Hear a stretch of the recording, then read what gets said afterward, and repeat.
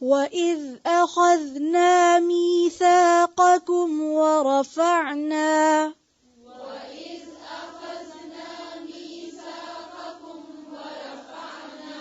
وَإِذْ أَخَذْنَا مِيثَاقَكُمْ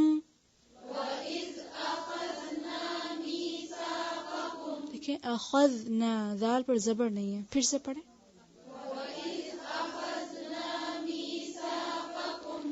وَرَفَعْنَا فَوْقَكُمُ الطُّورَ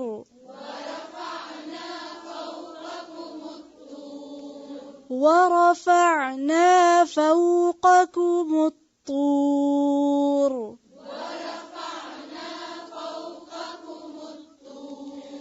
وَإِذْ أَخَذْنَا مِيثَاقَكُمْ وَرَفَعْنَا فَوْقَكُمُ الطُّورَ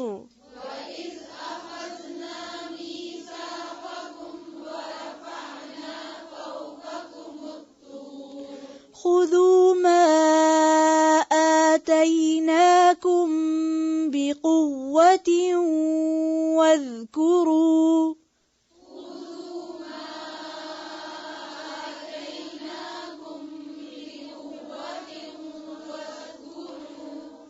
پھر سے پڑھیں.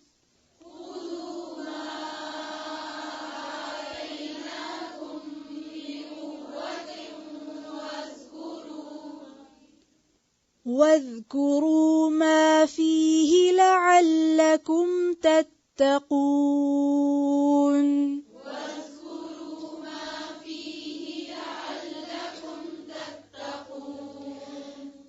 ما فِيهِ اس کو فی ہی لمبا نہیں کریں، پھر سے پڑھیں. وَاذْكُرُوا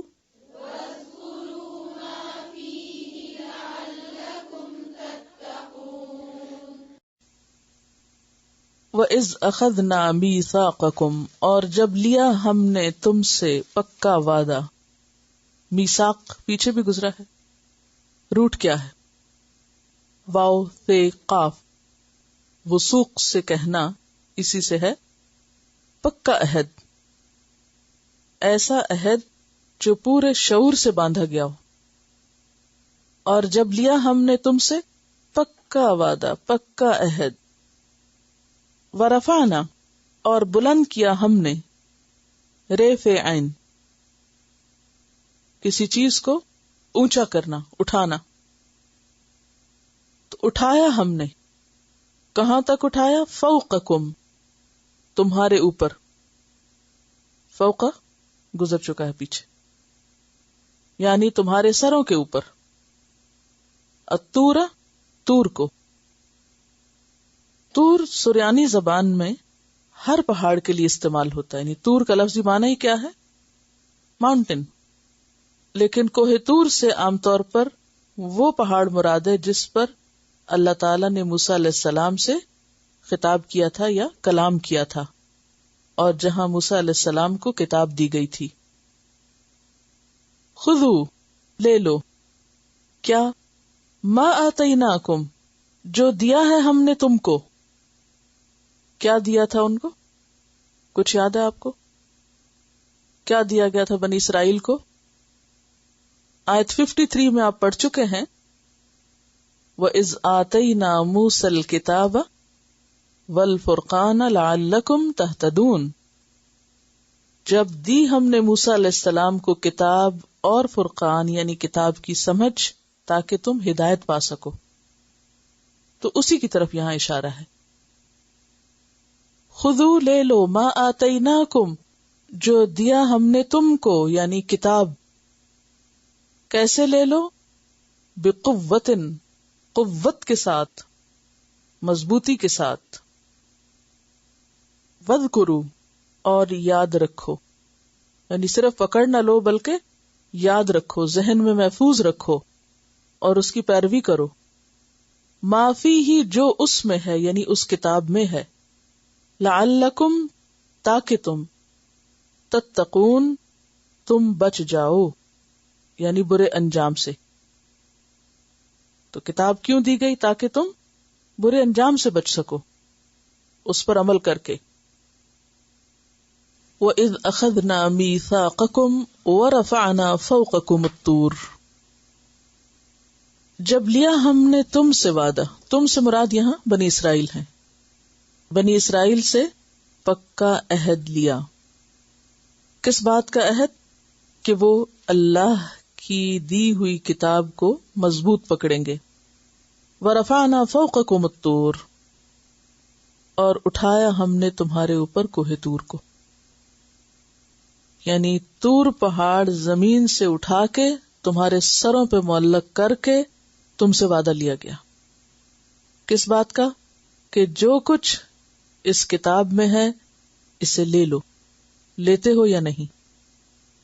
خذوا ما آتیناکم بقوہ، جو ہم نے تم کو دیا ہے اسے پوری مضبوطی کے ساتھ، پوری قوت کے ساتھ پکڑ لو. واذکروا ما فیہ، اور جو اس میں لکھا ہوا ہے اس کو یاد رکھو، اپنے ذہنوں میں محفوظ کر لو. ایک دفعہ پڑھنے کے بعد یا ایک دفعہ لینے کے بعد پھر چھوڑ نہیں دو، بلکہ اسے اپنے ذہن میں حاضر رکھو. واذکروا کا کیا معنی ہوتا ہے؟ یاد رکھنا، ذہن میں حاضر رکھنا. اور مراد اس سے کیا ہے؟ کہ جو اللہ نے اتارا ہے اس کی پیروی کرو.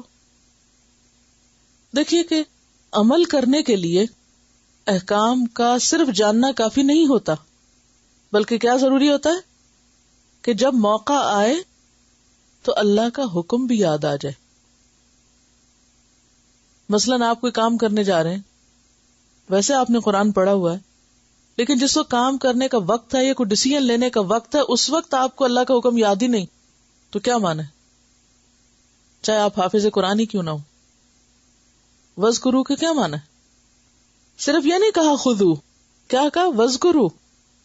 خذو وذکروا، لے بھی لو اور پھر ذہن میں حاضر بھی رکھو. جب عمل کا وقت آئے اس وقت یاد رکھو، اس کی پیروی کرو.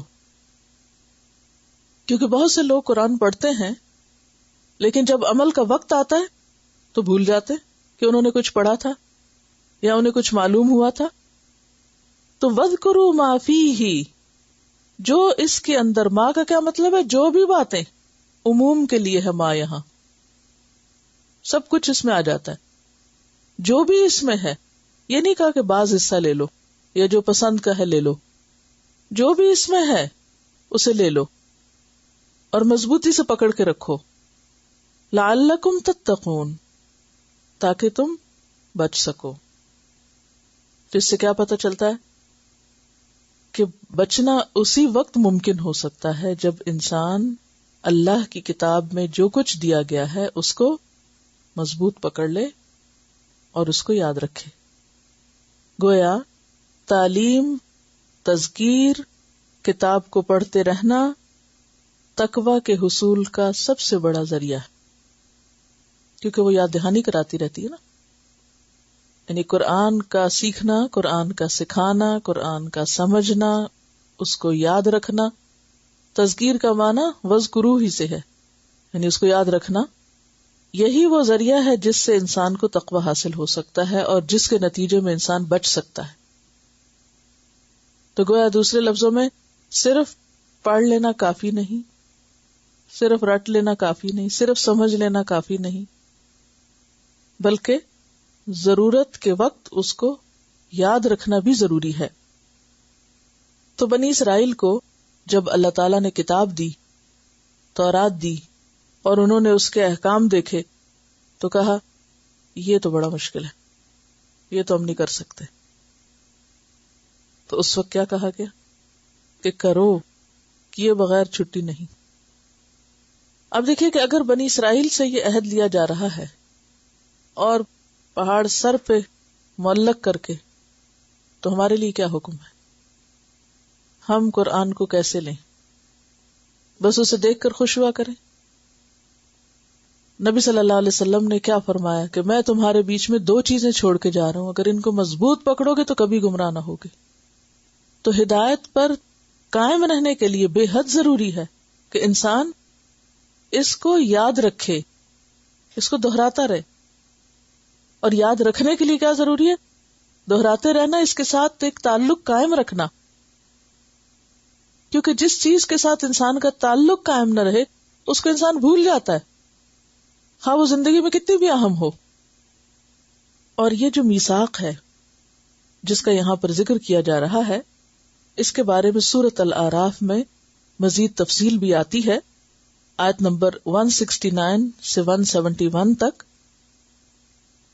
الم یؤخذ علیہم میثاق الکتاب الا یقولوا علی اللہ الا الحق ودرسوا ما فیہ والدار الآخرۃ خیر للذین یتقون افلا تعقلون والذین یمسکون بالکتاب واقاموا الصلاۃ انا لا نضیع اجر المصلحین واذ نتقنا الجبل فوقہم.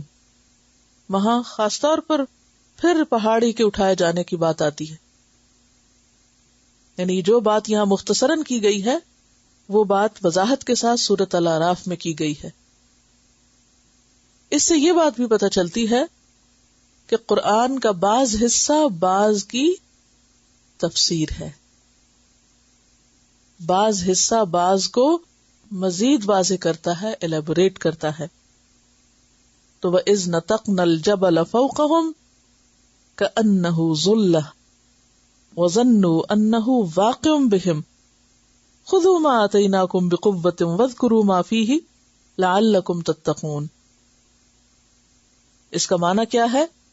کیا ان سے کتاب کے بارے میں میثاق نہیں لیا گیا؟ جیسے میں نے عرض کیا نا کہ میثاق تھا کیا، کس چیز کا وعدہ؟ اس کتاب کو مضبوط پکڑنے کا وعدہ. تو اس کی دلیل کیا ہے؟ سورۃ الاعراف کی یہی آیت. کیا ان سے کتاب کے بارے میں میثاق نہیں لیا گیا کہ اللہ کی طرف نہیں منسوب کریں گے مگر حق بات، اور انہوں نے اس کو اچھی طرح پڑھا جو اس میں ہے، یعنی جو کچھ کتاب میں لکھا ہے اس کو جانتے بھی ہیں. اور دار آخرت کی کامیابی ان لوگوں کے لیے بہتر ہے جو تقوی اختیار کریں. تو کیا تم سمجھتے نہیں ہو؟ اور جو لوگ کتاب کو مضبوطی کے ساتھ پکڑیں گے، والذین یمسکون بالکتاب، وہاں بقوہ آیا ہے، یہاں یمسکون کا لفظ آیا ہے، اور نماز قائم کریں گے تو ہم مصلحین کا اجر ضائع نہیں کریں گے. یاد کرو جب کہ ہم نے ان کے اوپر پہاڑ کو اس طرح اٹھا لیا گویا کہ وہ سائبان ہے، یعنی امبریلا ہے یا خیمہ ہے، اور انہوں نے گمان کیا کہ وہ ان پہ گر کے رہے گا. بعض لوگوں نے اس کے عجیب و غریب معنی کیے ہیں رفعنا، یعنی پہاڑ کے اٹھانے کے. انہوں نے کہا کہ چونکہ پہاڑ اونچا ہوتا ہے، بلند ہوتا ہے، تو یہ عہد ان سے پہاڑوں کے بیچ میں لیا گیا تھا. اور وہ بنیادی طور پر اپنے ایک اور مقصد کو پورا کرنے کے لیے رفع کا یہ معنی بیان کرتے ہیں جو حضرت عیسیٰ علیہ السلام کو اٹھائے جانے کا ہے نا.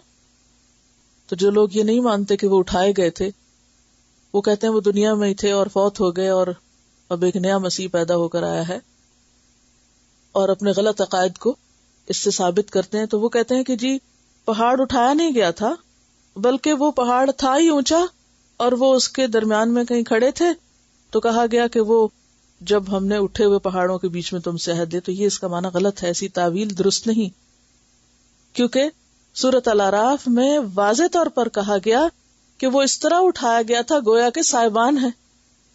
تو اب سائبان صرف اٹھے ہوئے اونچے پہاڑوں کے لیے تو نہیں. اور پھر کأنہ واقع بہم، یعنی اس طرح اوپر تھا امبریلا کی طرح، اور انہیں لگ رہا تھا کہ ان کے سر پہ گرے گا. تو یہ کیا معنی ہے اس کا کہ وہ بلند پہاڑوں کے بیچ میں عہد لیا گیا تھا؟ کتنی دور کی تعویل ہے. تو قرآن کی تفسیر من گھڑت باتوں سے نہیں کیا کرتے، اور ایسی تفسیر جو کہ صرف وہم و گمان اور خیالوں پر مبنی ہو وہ بھی ہمارے لیے کافی نہیں ہوتی. قرآن کی درست تفسیر کیا ہوتی ہے کہ قرآن کو سب سے پہلے تو قرآن ہی میں دیکھا جائے کہ اس بات کو جو یہاں مختصر کی گئی ہے کہیں اور وضاحت بھی ہے اس کی. تو قرآن کی تفسیر قرآن سے. نمبر 2، قرآن کی تفسیر حدیث سے، پھر اقوال صحابہ سے جن کے سامنے جن کے بیچ قرآن اترا، اور اس کے بعد پھر مزید تحقیقات اور لغت اور باقی چیزوں کو بھی انسان دیکھ سکتا ہے کہ جو قرآن کے اصل معنی کو تقویت دینے والی ہوں، نہ کہ اس کو الٹ کرنے والی ہوں. تو بہرحال تو ہم نے ان کے اوپر پہاڑ کو اس طرح اٹھا لیا گویا کہ وہ سائبان ہے، اور انہوں نے گمان کیا کہ وہ ان پہ گر کے رہے گا. یہ بات جب ان سے کی گئی تو پہاڑ ان کے سر پہ تھا. لو اس کو جو ہم نے تمہیں دیا ہے، مضبوطی کے ساتھ پکڑو جو کچھ اس میں ہے، اس کو برابر یاد رکھو تاکہ تم خدا کے غضب سے محفوظ رہو. یہ کس کو کہا گیا اور ہمارے لیے کیا سبق ہے اس میں؟ کیونکہ میں آپ کو شروع سے کہہ رہی ہوں کہ قرآن سب سے پہلے کس طرح سمجھتے ہیں، اس کے کانٹیکسٹ میں کہ کس سے متعلق ہے یہ بات، پھر اس میں اپنا آپ دیکھتے ہیں. کیونکہ بعض اوقات ایک بات کسی کی جاتی ہے اور کسی اور کو سمجھانا مقصود ہوتا ہے. مثلا کوئی غلطی کر رہا تھا نا، انسان کو اپنی غلطی یاد آ جاتی. کوئی اچھا کر رہا ہوتا ہے تو انسان کو دیکھ کے شوق آ جاتا ہے. کوئی برا کر رہا تھا تو انسان توبہ کرنے لگتا ہے کہ میں ایسا نہ ہوں. تو یہاں بات بنی اسرائیل کی ہے، سمجھانا کس کو مقصود ہے؟ ہمیں مقصود ہے کہ دیکھو پہلی قوم سے ہم نے اس طرح وعدہ لیا تھا کہ اپنی کتاب کو مضبوط پکڑنا، اس کو لے لو جو کچھ اس کے اندر ہے. تو ہمارے لیے بھی یہی حکم ہے کہ ہم اپنی کتاب کو مضبوط پکڑیں اور لے لیں اس کو جو اس کے اندر ہے، اور اس کو یاد رکھیں. وَاذْكُرُوا مَا فِيهِ. اور ذکر کا کیا معنی بتایا تھا؟ میں نے آپ کو 2 معنی بتائے تھے.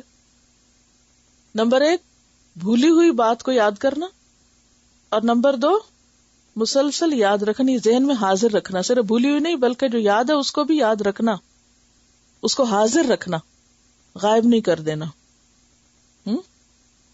تو معنی یہ ہے کہ اے بنی اسرائیل، اللہ نے تورات کے احکامات کی پابندی کرنے کے لیے جو حکم تمہیں دیا تھا، اس عہد کو تم پورا کرو، اس وقت کو یاد کرو.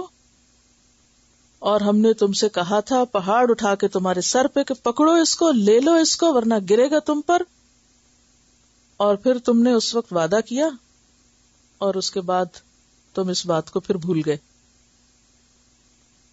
اب دیکھیے کہ ہم میں سے ہر شخص لا الہ الا اللہ محمد الرسول اللہ کہہ کے اللہ کے ساتھ ایک عہد میں بندھ گیا ہے. بندھ گئے ہم عہد میں کہ نہیں؟ ایک کانٹریکٹ ہے نا، فاذکرونی اذکرکم، تم مجھے یاد رکھو میں تمہیں یاد رکھوں گا. اور جو اللہ کو بھول جائے اور اللہ کی بات بھول جائے اور اس کتاب کو پیٹھ پیچھے پھینک دے تو پھر اللہ تعالیٰ اس کو یاد رکھے اور اس کو انعام دے. کس بات کا؟ سوچنے کی بات ہے نا. تو آپ دیکھیں کہ 2 طرح کے لوگ ہوتے ہیں. ایک ہیں عہد توڑنے والے، ان کو قرآن میں کیا کہا گیا؟ فاسق، نافرمان، جو اللہ کے وعدے توڑ دیتے ہیں. اور دوسرے کون ہیں؟ وعدے پورے کرنے والے. اور وہ کون ہیں؟ جو اللہ نے حکم دیا کرنے کا وہ کر کے دکھاتے ہیں. اس بارے میں ایک حدیث بھی آتی ہے، حضرت ابو الدرداء سے روایت ہے. کہتے ہیں کہ کننا مع رسول اللہ صلی اللہ علیہ وسلم، ہم نبی صلی اللہ علیہ وسلم کے ساتھ بیٹھے ہوئے تھے، ایک دن آپ کی مجلس میں تھے. فشخص ببصرہ الی السماء، تو آپ نے اپنی نگاہ آسمان کی طرف اٹھائی، یعنی آسمان کو غور سے دیکھا. ثم قال، پھر فرمایا، یہ سکھانے کا ایک انداز تھا، ھذا اوان یختلس العلم من الناس، یہ اس وقت کی بات ہے جب علم اٹھا لیا جائے گا. یعنی آپ کچھ فتنوں کا ذکر کر رہے تھے یا ایسے دور یا ایسے زمانے کا ذکر کر رہے تھے جس میں علم ختم ہو جائے گا لوگوں میں سے. حتی لا یقدروا منہ علی شیء، یہاں تک کہ وہ کسی بھی چیز پہ قادر نہیں رہیں گے، یعنی انہیں کچھ سمجھ نہیں آئے گا کہ دین کیا ہے، کتاب کیا ہے. فقال زیاد بن لبید الانصاری، تو زیاد بن لبید انصاری نے کہا، کیف یختلس منا، کیسے ہم سے اٹھا لیا جائے گا؟ یعنی مجھے سمجھ میں نہیں آیا کہ علم کیسے اٹھا لیا جائے گا. وقد قرأنا القرآن، ہم قرآن پڑھتے ہیں. فواللہ لنقرأنہ، قسم اللہ کی ہم اس کو ضرور پڑھتے رہیں گے، ہم مرتے دم تک قرآن نہیں چھوڑیں گے. وَلَنُقْرِئَنَّهُ نِسَاءَنَا وَأَبْنَاءَنَا، اور ہم اپنی عورتوں کو بھی اور اپنے بچوں کو بھی قرآن ضرور پڑھائیں گے. یہ صحابہ کہہ رہے ہیں اور انہوں نے ایسا کیا بھی. یعنی قرآن صرف مردوں کے لیے نہیں آیا تھا، عورتوں کے لیے بھی تھا. اور یہ انصاری صحابی کہتے ہیں کہ یا رسول اللہ صلی اللہ علیہ وسلم، یہ تو میری سمجھ میں نہیں آ رہا کہ علم کیسے اٹھ جائے گا. قرآن اللہ کا وعدہ ہے نا کہ قیامت تک ہم اس کی حفاظت کریں گے، یہ موجود رہے گا، اس میں تبدیلی نہیں ہوگی. اور پھر ہم صحابہ اس کو پڑھ رہے ہیں اور ہم ضرور پڑھیں گے، اور ہم اپنی اولادوں کو، اپنی عورتوں کو، سب کو پڑھائیں گے، پھر کیسے علم اٹھ جائے گا؟ تو آپ صلی اللہ علیہ وسلم نے کیا فرمایا؟ ثقلت کا امک، تیری ماں تجھے روئے. یعنی ایک طرح سے ڈانٹ ہے. یا زیاد، اے زیاد، ان کنت لاعدک من فقہاء المدینہ، میں تو تمہیں مدینہ کے سمجھدار لوگوں میں شمار کرتا تھا کہ تم بڑے سمجھدار ہو، میرے خیال میں تو تم بہت سمجھدار ہو. تم نے یہ بات کیسے کی؟ ہذہ التوراۃ والانجیل عند الیہود والنصارى، دیکھو تو یہ تورات یہود و نصارہ کے پاس کیا نہیں ہے؟ ان کی کتاب ان کے پاس ہے. فماذا تغنی عنہم، تو یہ ان کے کس کام آتی ہے؟ کہاں اس کو استعمال کرتے ہیں؟ تو ان کے بھٹکنے کی وجہ کیا تھی؟ یہود و نصارہ کے پاس کتاب موجود تھی، کیا کیا انہوں نے؟ ایک تو انہوں نے اپنی منمانی کی، اس میں تبدیلی کر دی، جو دل نہیں چاہ عمل کرنے کو اس کو مٹا دیا. اور دوسرے صرف علماء پڑھتے تھے، عوام نہیں پڑھتے تھے، عوام اس سے بے خبر تھے. عوام تو صرف امیدوں پہ جیتے تھے، اور جو بزرگ بتا دیتے تھے بس اسی پہ سر دھنتے تھے، خود نہیں پڑھتے تھے. آج مسلمانوں کا حال کیا ہے؟ قرآن کے ساتھ ہمارا کیا معاملہ ہے؟ ہم کیا کرتے ہیں قرآن کے ساتھ؟ خود پڑھتے ہیں، سمجھتے ہیں، اپنے بچوں کو پڑھاتے ہیں سمجھ کر، ہماری عورتیں پڑھتی ہیں.